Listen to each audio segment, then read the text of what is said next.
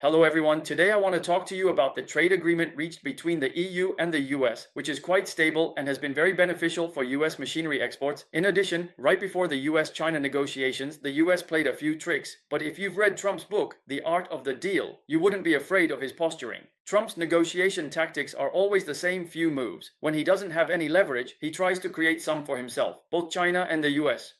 On September 14th, talks on economic and trade issues were held in Madrid, Spain. On the eve of the negotiations, the Bureau of Industry and Security of the US Department of Commerce suddenly took action on September 12th to add 23 Chinese entities to the list of controlled entities, including Shanghai Fudan Microelectronics, the Chinese Academy of Sciences Institute of Space Information Innovation, and other listed companies. The Chinese Ministry of Commerce responded strongly. A spokesperson angrily criticized the United States for imposing sanctions on Chinese companies on the eve of the Sino-US negotiations. Less than half an hour after the Ministry of Commerce responded, China also retaliated. It issued two announcements that night, one launching an anti-distribution investigation on imported analog chips originating from the United States, and the other launching an anti-discrimination investigation on the relevant sanctions measures imposed by the United States on China in the field of integrated computers. Trump's direct move before the negotiations seemed scary, but it was actually just an old trick. In 1987, he wrote a book called The Art of the Deal, which talked about his understanding of business negotiations. He proposed 4 steps in the book, including: first, setting a surprising goal; second, making a big publicity; third, making repeated decisions; and fourth, obtaining direct results. He boasted that these negotiation skills helped him win many business negotiations. On the eve of these Sino-US negotiations, the United States placed Chinese chip companies on the sanctions list, abruptly changing its recently friendly attitude toward China. This is a classic example of the so-called strategy of vacillating decisions, aiming to keep China guessing about its stance and to create a preemptive effect before the talks. In addition, regarding the currency war issue, the US once again tried to shift the blame onto China, urging the EU to impose secondary sanctions on China. This not only helps the US relieve the pressure from the EU to continue supporting Ukraine, but also serves as a propaganda move, making it seem as if China is on the moral low ground and taking the blame for no reason. However, China will not swallow this insult and will choose to respond forcefully. China's attitude toward taking countermeasures against the United States has always been consistent. It will fight resolutely.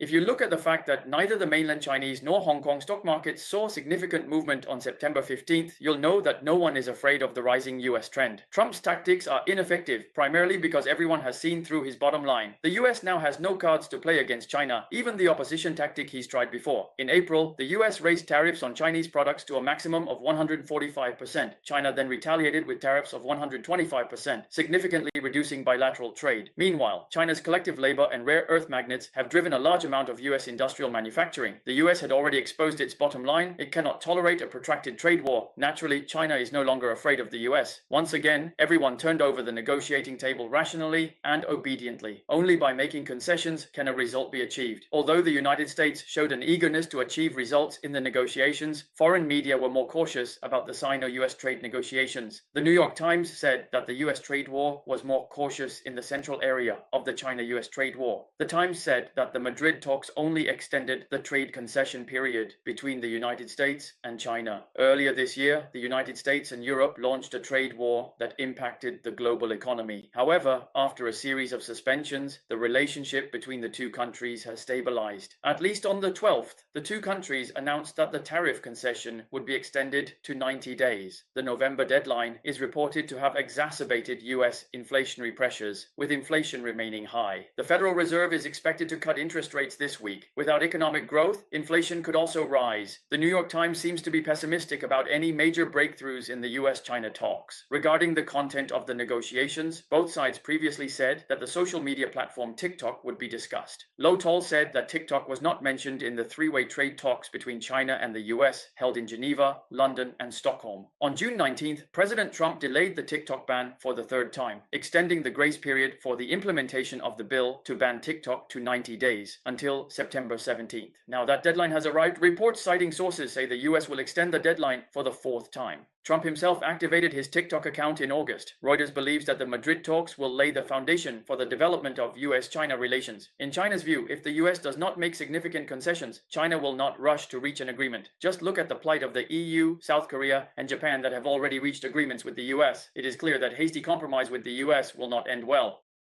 Now, from Europe to Asia, America's traditional allies are increasingly dissatisfied with the US's bullying and unilateral agreements. Take South Korea as an example. Last week, US immigration officials conducted a surprise raid on factories in Asia owned by Hyundai and LG, arresting hundreds of South Korean citizens working there for allegedly working illegally in the US. These South Koreans were handcuffed and shackled, taken to detention centers, and ultimately deported back to South Korea. The Korean public believes this is an act of excessive greed. In an editorial, the Korea Times questioned these actions, inevitably raising doubts and prompting people to ask, what exactly does being an ally of the United States mean?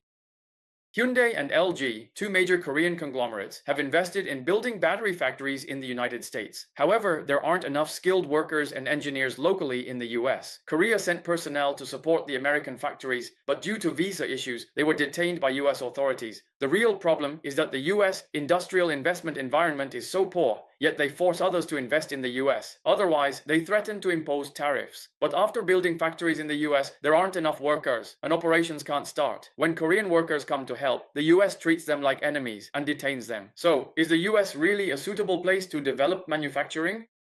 The Trump administration's unilateral trade policies have also sparked a strong backlash in Europe. On August 15th, the United States announced an expansion of its 50% tariff on steel and aluminum imports, adding hundreds of products containing these two metals to the tariff list. This includes not only imports of steel and aluminum products, but also products containing steel and aluminum. This move has left European manufacturers facing actual tariffs far higher than the 15% rate agreed upon with the United States in July. According to Garaf, president of the German Mechanical Engineering Industry Association, approximately 30% of EU machinery exports to the United States require a 50% tariff on their metal content. For example, for a $1 million machine, steel accounts for 20% of its cost. Upon importing this machine into the United States after paying the basic 15% tariff, the tariff on the proportion of steel in the machine will be added, bringing the total tariff to $220,000, equivalent to an overall tariff rate of 22%. The United States is imposing double taxation on EU products, and European companies have complained that the only option left is to suspend exports to the United States. German truck manufacturer Kohn Group, after the new regulations take effect, will stop exports to the United States, suspend production for the US market, and furlough 100 workers. Langer, chair of the Australian Parliament's Foreign Affairs Committee, questioned why the EU would grant zero tariff imports to American motorcycles, given that European manufacturers now have to pay not only a 15% tariff, but also an additional tariff on the reduced sodium content in their products. Langer bluntly stated that the current US-EU agreement is insecure and unpredictable. He said that based on the current situation, he expects European Parliament members to call for a draft legislation to cut tariffs on American products entering Europe. Capitalizing on sentiment, the gasoline industry has received a strong response. Those who initially reluctantly accepted the agreement have quickly turned to open opposition. Furthermore, South Korea and Japan's investment commitments to the United States are now uncertain. The South Korea-US trade agreement has been complicated by public anger. For example, based on an agreement reached in the automotive industry, the United States agreed to reduce tariffs on South Korean goods from 25% to 15% in exchange for South Korea. The US has pledged to invest at least $350 billion,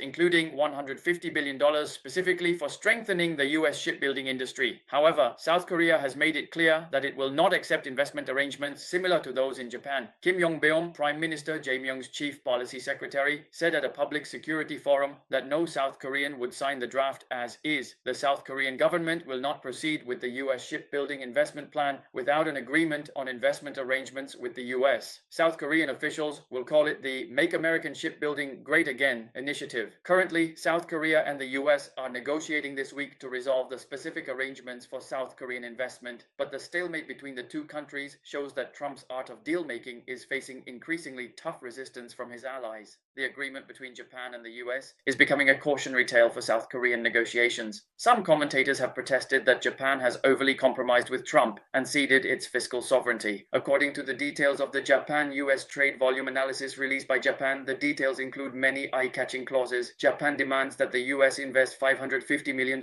Trump will select Japanese investment projects worth $1 billion. Once Trump makes his choice, Japan will have to fund the investment within 4 or 5 days. If Japan chooses not to advance these designated investment projects in the United States, Trump can immediately impose higher tariffs on Japanese products. In terms terms of the distribution of Japan's investment in the United States, Japan will initially receive half of the cash flow generated by the investment until it reaches the agreed threshold. After that, Japan will only receive 10% of the cash flow, and the remaining profits will belong to the United States. The US's practice of forcing people to invest and then charging a 90% return has the flavor of an unequal treaty. A former senior official of Japan, Moni-san, said that the Japanese government had to agree to these extremely harsh terms in order to limit the damage and reduce tariffs on Japanese car exports to the United States during negotiations with the United States. However, he believes that the process of Japan's investment in the United States is unlikely to unfold in the way that Trump administration officials have claimed. He said it is wrong to think that Japan will provide funds if the United States asks for them. Japan cannot become an ATM for the United States, but from another perspective, Japan doesn't dare to confront the United States against Taiwan. Paul Lin, Director of Trade for the Eurasia Group, Japan and Asia, said Japan has no choice but to accept Trump's terms. A hardline confrontation with the White House is not a viable option for Japan because the United States has already indicated its willingness to retaliate and will raise tariffs to a level Japan cannot afford. A genuine protest would be extremely dangerous for Japan as it risks retaliation from the United States. This is the reality of Japan's dealings with Trump. You must be very pragmatic. First, all the agreements reached between members of the 7 major official groups and the United States have ended badly. South Korea has been manipulated by the United States, which has both restricted and restricted Korean workers in American factories. In the future, Hyundai and LG will find it difficult to find employees to invest in Japan. The terms of investment in the United States are also extremely stable, treating Japan as an ATM. The United States imposes double taxation on EU products, collecting both general tariffs and domestic content taxes. It is clear that it is bullying the EU because it sees weakness. Secondly, at present, China is the only country in the world that dares to stand up to the United States. Trump's blustering negotiation tactics are completely ineffective against China. That's why the US has escalated sanctions against Chinese chip companies. But on September 15th, there was no reaction at all from the stock markets in mainland China and Hong Kong. The US's unequal treatment of China